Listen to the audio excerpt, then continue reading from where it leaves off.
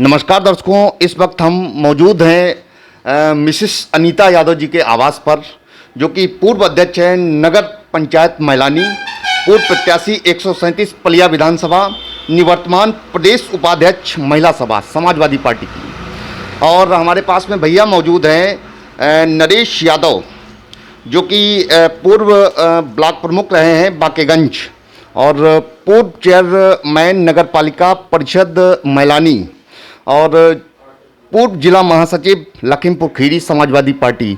UP खबर से exclusive वार्तालाप होने जा रही है।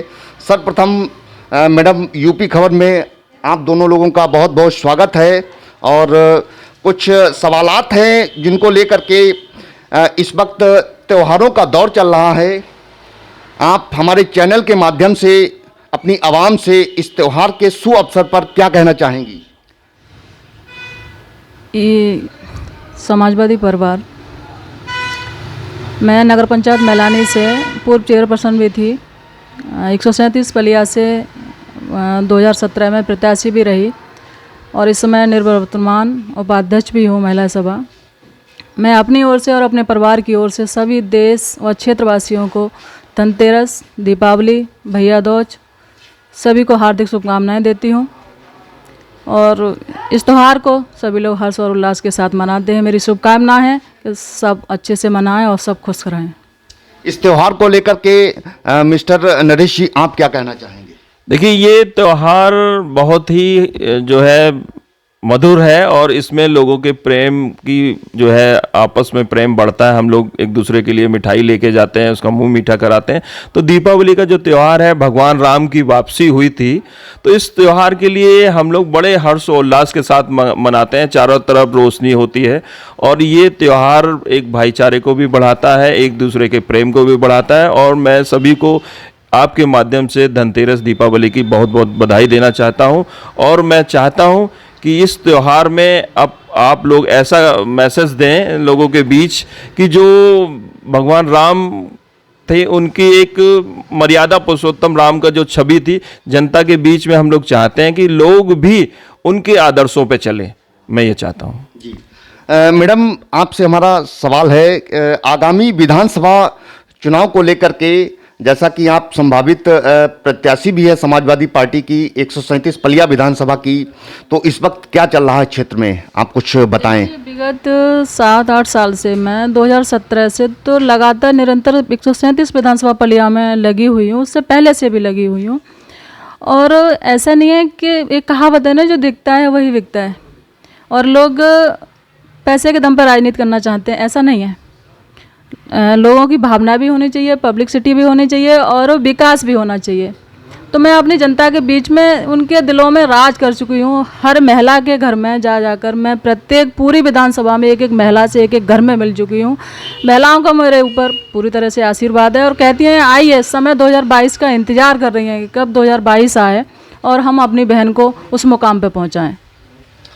आपसे हमारा सवाल है, विपक्ष को लेकर के आप क्या कहना चाहेंगे?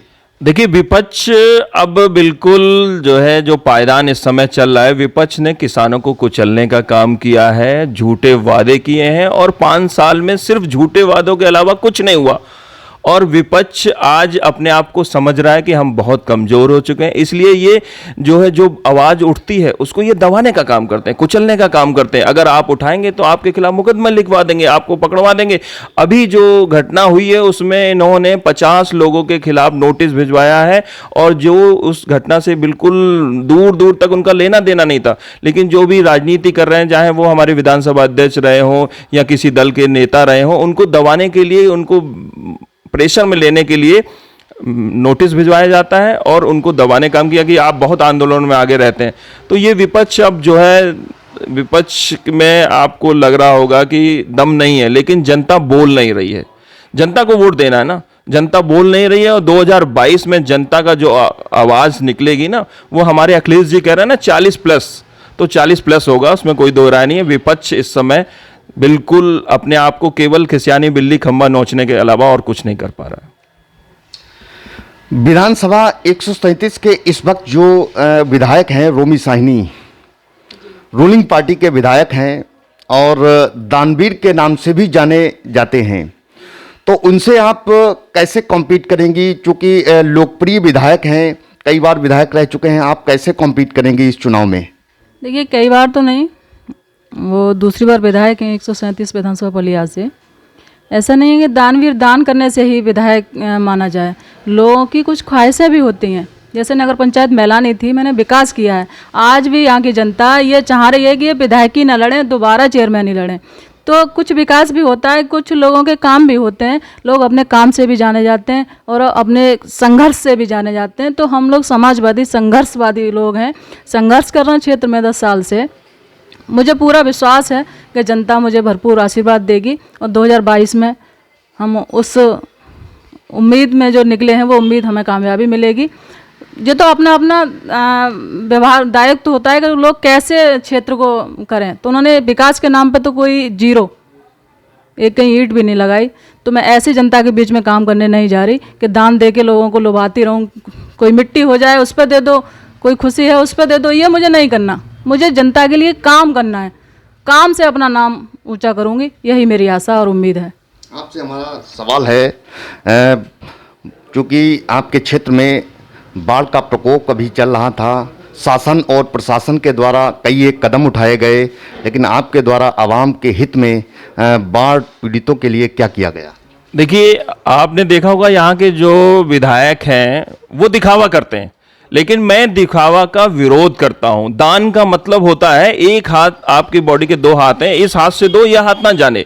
हम लोग लगातार जनता के बीच में जाके राशन बंटवाने का भी काम कर रहे हैं, खिचड़ी वितरण का भी काम कर रहे हैं, हम वस्त्र भी बांट रहे हैं और पैसे भी दे रहे हैं, लेकिन हम लोग मीडिया के सामने उसको चर्चित नहीं करते, क्योंकि मेरा मानना है कि दान दिखाया नहीं जाता। जो व्यक्ति दान दिखा देता है वो दान नहीं होता, वो उसके लिए भीख होती है। हम भीख देने का काम नहीं करते, हम लोग मदद करने का काम करते हैं जनता के बीच।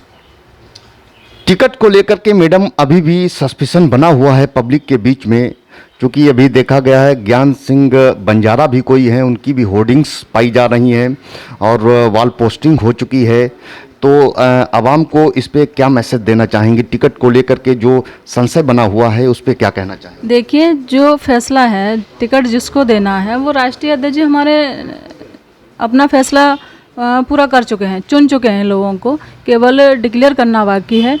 और होल्डिंग या पेंटिंग कराने के लिए ये हर व्यक्ति स्वतंत्र है, कोई भी टिकट मांग सकता है, कोई भी क्षेत्र में मेहनत कर सकता है। ये राष्ट्रीय अध्यक्ष जी का फैसला है कि कौन तेज है, कौन विकास कर रहा है, कौन जनता के बीच में जा रहा है और कौन कामयाबी पा सकता है, ये हमारे राष्ट्रीय अध्यक्ष जी तय करेंगे।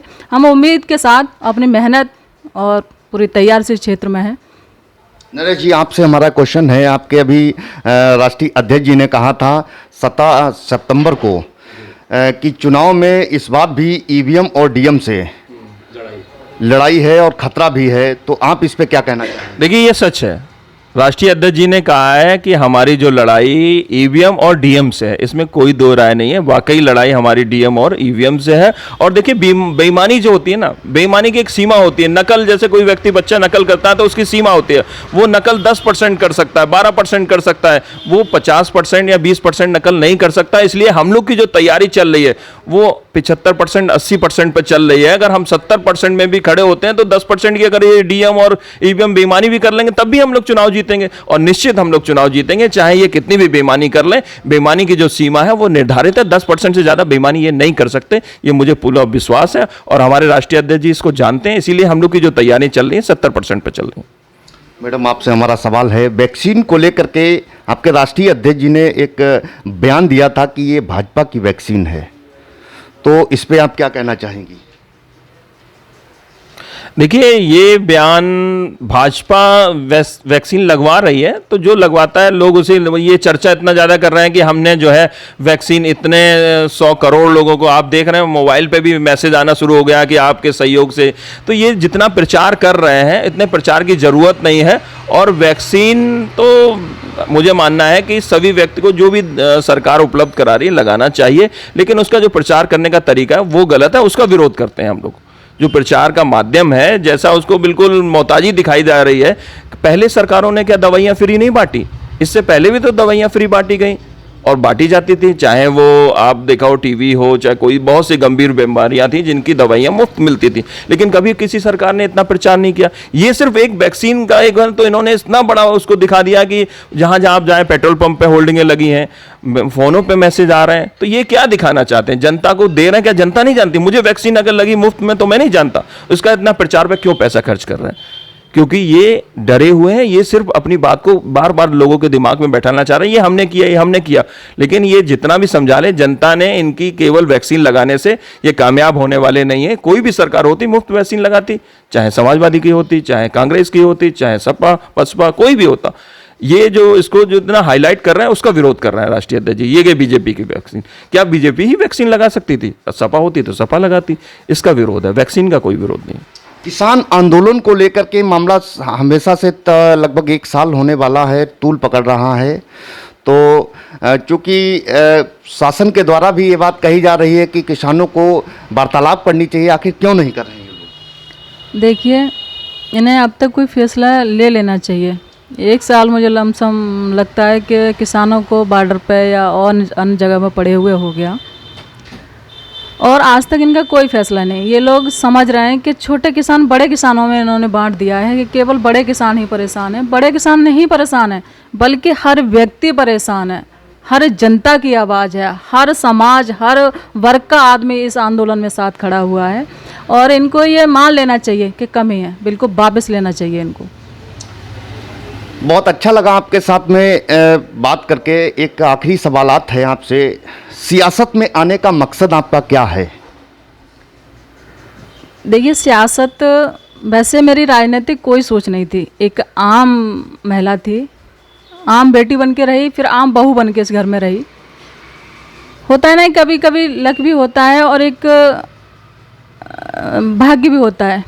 तो जब मैं यहाँ आई तो मेरे पति पहले से ही राजनीति करते थे और इनका लगाव भी बहुत था, मुझे बल्कि बहुत डर लगता था। जहाँ की मैलानी की स्थिति देखी, बहुत मैलानी वास्तव में मैली थी। आज उस मैलानी को हम लोगों ने, जब चेयर पर्सन में यहाँ से थी, तो लगभग मैंने मैलानी को स्वर्ग बना दिया है। और उसी को देखते हुए कुछ आशाएं और चेष्टाएं बढ़ी। विधानसभा में जब निकली तो विधानसभा की भी स्थिति बहुत ख़राब है।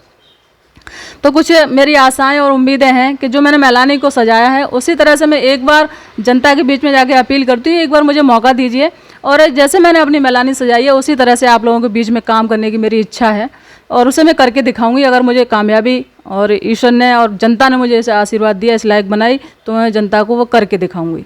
आप हमारे चैनल के माध्यम से क्या अपील करना चाहेंगी? मैं आपके चैनल के माध्यम से ये अपील करना चाहूँगी। सबसे पहले तो मैं अपने इस चैनल से सभी देशवासियों को, क्षेत्रवासियों को शुभकामनाएं और बधाई देती हूँ, और जो भी मेरी आवाज़ है, जो मैंने कहा है, वो प्रचारित हो, जनता के बीच में जाए, ये सब कहना चाहिए। देखिए, आपने बहुत अच्छा क्वेश्चन पूछा आपसे कि आप राजनीति में क्यों आई।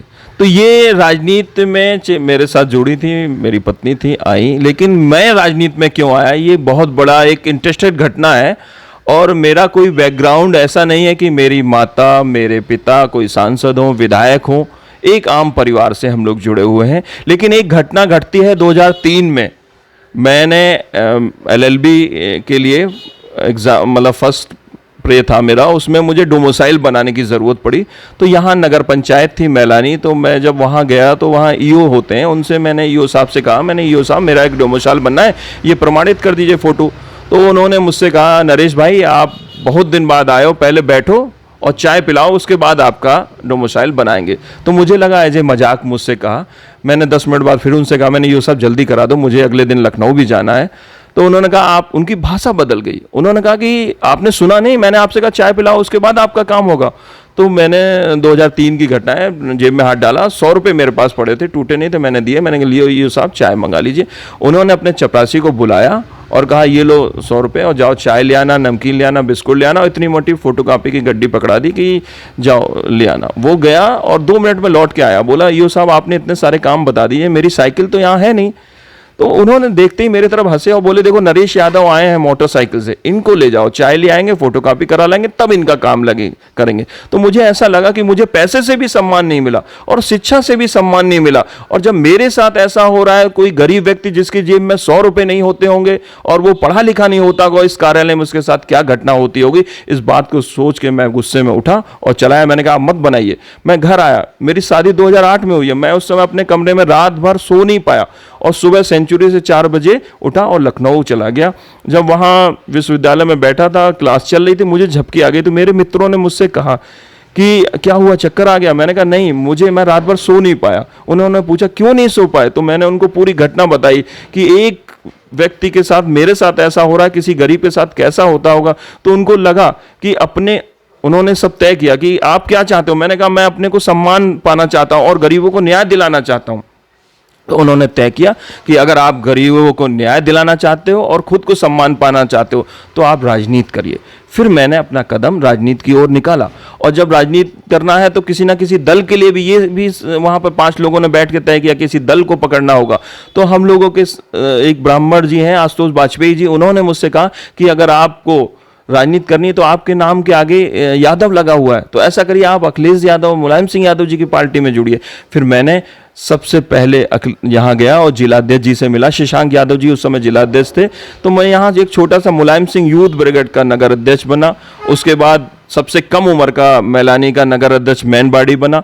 फिर यहाँ से मैं जो है मेहनत करता रहा और यहाँ मैंने इनको बैकवर्ड सीट हुई महिला, इनको चेयरमैन बनाया और लोगों को न्याय दिलाया। कभी भी किसी को लुटने नहीं दिया, किसी को 2 रुपए की दलाली मक्कारी नहीं करने दी, और गरीब जनता को ये मैंने करके दिखाया कि यहाँ पर इस कार्यालय में आने से उनको कोई भय नहीं होना चाहिए, उनके अंदर डर नहीं होना चाहिए, उनका सम्मान दिलाया। उसके बाद मैं यहाँ से पिछड़ा वर्ग का जिलाध्यक्ष बन गया। फिर मेरी माताजी मुझे मौका मिला, ब्लॉक प्रमुख बनी। उसके बाद आप यहाँ पलिया से प्रत्याशी बन गई। तो मैंने गरीबों को न्याय दिलाने के लिए लड़ाई शुरू की थी राजनीति में, और उसको करता रहूंगा, और मैं दिखावा नहीं करूंगा, मैं गरीबों को न्याय दिला के रहूंगा। मैं ये जो माननीय विधायक हैं जो दिखावा करते हैं, किसी की इज्जत को उतारने का काम करते हैं, 5,000 रुपए दिए फोटो खिंचवा लिया, मैं वो काम कभी नहीं करूंगा। मैं अगर 20,000 भी दूंगा तो फोटो खिंचवाने का काम नहीं करूंगा, ये मैं वादा करता हूं। और गरीबों को न्याय दिलाऊंगा, उनके सम्मान की लड़ाई लड़ूंगा और गरीबों के लिए अपने आप को बलिदान करने का काम करूंगा। इसलिए मैं राजनीति में आया। बहुत बहुत धन्यवाद। दर्शकों, अभी आपने देखा कि अनीता यादव और नरेश यादव जी से एक्सक्लूसिव वार्तालाप हो रही थी, और सर्वप्रथम हमारे चैनल के माध्यम से आवाम को, सभी को आने वाले त्योहारों पर, जैसे धनतेरस है, दिवाली है, भैया दूज को शुभकामनाएं दी। साथ ही इन्होंने ये भी बताया कि राजनीति में हमारा आने का मकसद जो है वो पब्लिक सर्विस है, पब्लिक सेवा है। और जैसा कि वार्तालाप के दौरान ऐसा आभास भी हुआ है दोनों लोगों के, चूँकि इमोशनल भी हो गए बात करते समय, तो ऐसा लग रहा है कि गरीबों के लिए कुछ करेंगे भी, और किया भी है और कर भी रहे हैं। तो बहरहाल अब देखना ये है कि पब्लिक इसको लेकर के कितना संजीदा है और पब्लिक इनके लिए क्या करती है, क्योंकि ये लोग तो जागरूक है और बाढ़ग्रस्त इलाके में अभी तक कई बार ये लोग जा चुके हैं और सर्विस भी मुहैया करा रहे हैं। तो इनके लिए आवाज़ मैं दे रहा हूं, और ये मिसिस अनीता यादव का कहना है। दर्शकों, ना जात की बात करूंगी, ना धन की बात करूंगी, ना जात की बात करूंगी, ना धन की बात करूंगी, ना गर्व की बात करूंगी, ना शर्म की बात करूंगी, ना गर्व की बात करूंगी, ना शर्म की बात करूंगी। इंसान होने का वो महान फर्ज बस आप अदा कर दो, ला दे जो दुनिया में खुशी, मैं उस कर्म की बात करूंगी। इसी के साथ कैमरा पर्सन अर्जुन राज के साथ मनीष शर्मा, यूपी खबर, लखीमपुर खीरी।